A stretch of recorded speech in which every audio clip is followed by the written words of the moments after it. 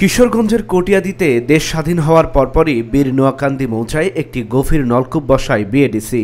শুরু থেকে ডিজেলে চললেও বছর পাঁচেক আগে দেয়া হয় বিদ্যুৎ সংযোগ, যাতে করে চাষাবাদ সহজ হয়ে যায় ৩০০ বিঘা জমির কৃষকদের। কিন্তু কিছুদিন যেতে না যেতেই চুরি যায় ট্রান্সফরমার। এরপর থেকেই বন্ধ হয়ে আছে নলকূপটি। বিএডিসির সেচ পাম্প বন্ধ থাকার কারণে বাড়তি টাকা গুনতে হচ্ছে কৃষকদের। এছাড়া কিছু জমিতে করা হয় না চাষাবাদ। পাম্পটা চালু না থাকার কারণে আমাদের কৃষক সহ অনেক মানুষের ক্ষতিগ্রস্তের মধ্যে আছি। আর এইটা যদি চালু থাকতো, প্রতি জমি থাকতো না, সবগুলোর মধ্যে ফসল করা যেত। এই জমি প্রতি থাকার কারণে আমাদেরও ক্ষতিগ্রস্ত হইতেছে, প্লাস হচ্ছে দেশেরও ক্ষতিগ্রস্ত হইতেছে। তাই আমাদের আশা যে এই বিএডিসি পাম্পটা দ্রুত চালু করার। বন্ধ হওয়ার প্রধান কারণ হলো এখানে যে ট্রান্সফরমার ছিল বিদ্যুতের, এই ট্রান্সফরমার চুরি হয়ে গেছে।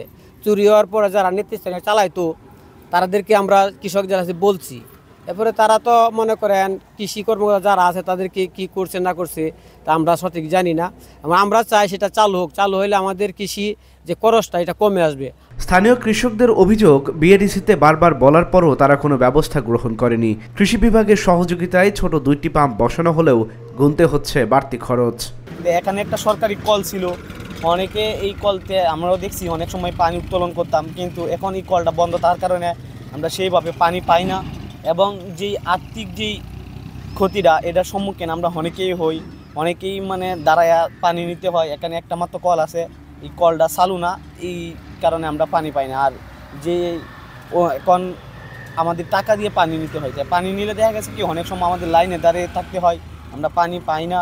এই কারণে আমাদের যেই উপজেলা নির্বাহী অফিসার আছে এবং কৃষিজি কর্মকর্তা আছে, ওনার কাছে আমি আকুল আবেদন জানাই যে এই কলটা পুনরায় চালু হয় এবং যে কৃষক ভাইরা আছে তারাও যাতে লাভবান হয়, সেই আশা আমি সকলের কাছেই আবেদন করে আছি। এই দ্বীপটুলার মধ্যে আমরা 150 কানি জমি আছে, জমিটির মালিক 80 জন পরিবার আছে। তো 80 জন পরিবারের মধ্যে যদি পানির খরচটা কম হইতো তা আমরা চাষাবাদ আরও বাড়াইতাম। আমরা এই পরিবার নিয়ে আমরা চুকে যাইতাম। উপজেলা কৃষি বিভাগের এই কর্মকর্তা জানান, সেচ পাম্পটি বন্ধ হওয়ার পরপরই তারা বিএডিসিকে জানিয়েছিলেন। বিকল্প ব্যবস্থা হিসেবে 2টি পাম্পও বসানো হয়েছে। তবে কৃষকদের বাড়তি টাকার বিষয়টি গুনতে হচ্ছে বলে স্বীকার করেন তিনি। আসলে আমরা ট্রান্সফরমার চুরি হওয়ার পরই আমরা বিএডিসিকে জানাই, বিএডিসিকে সেচ পাম্পের ব্যাপারে উদ্যোগ নিতে বলি। তারপর পাশাপাশি আমরা কৃষকের জন্য এই যাতে সেচ ব্যবস্থার কারণে জমি চাষ ব্যাহত না হয় সেই জন্য আমরা উদ্বুদ্ধ করে 2টা অগভীর নলকূপ ইতিমধ্যে এখানে স্থাপিত হয়েছে। ওই অগভীর নলকূপ দিয়ে প্রায় 90% জমিতে বোরো আবাদ সম্পন্ন হয়েছে। তারপর কিছু কিছু জমিতে অন্যান্য ফসল আবাদ করে আমরা বিএডিসিকে বলেছি যে এটা পাম্পটা চালু করার উদ্যোগ নেওয়ার জন্য।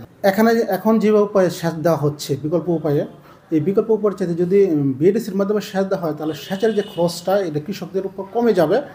এই জন্য আমি বিএডিসিকেও বলবো এবং বিদ্যুৎ বিভাগকেও বলবো যে সবাই মিলে যাতে এই সেচ প্রকল্পটা চালু করার উদ্যোগ নেওয়া হয়। কিশোরগঞ্জ জেলা বিএডিসির নির্বাহী প্রকৌশলী জানান, ট্রান্সফরমারের জন্য তারা প্রয়োজনীয় ব্যবস্থা গ্রহণ করবে। ট্রান্সফরমার চুরি যাওয়ার পরে কৃষক গ্রুপই এটা সার্বিক রক্ষণাবেক্ষণ করার কথা। আমাদের পক্ষ থেকে আমরা তাদেরকে বারবার বলছি যে আপনারা এটা করে নেন এবং আমরা সার্বিক সহযোগিতা করবো। এটা কৃষক গ্রুপের আগ্রহের ইস্যু, এখানে মূলত মেইন ইস্যু।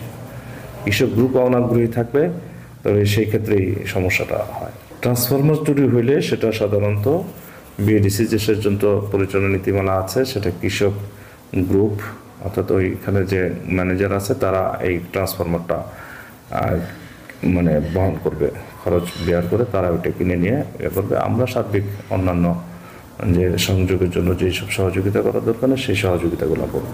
বিএডিসি সেচ প্রকল্পটি বন্ধ থাকার কারণে প্রায় 150 বিঘা জমি পতিত থাকে। এতে করে বছরে 150 টন ধান উৎপাদন কম হয়। Dhaka journal news desk.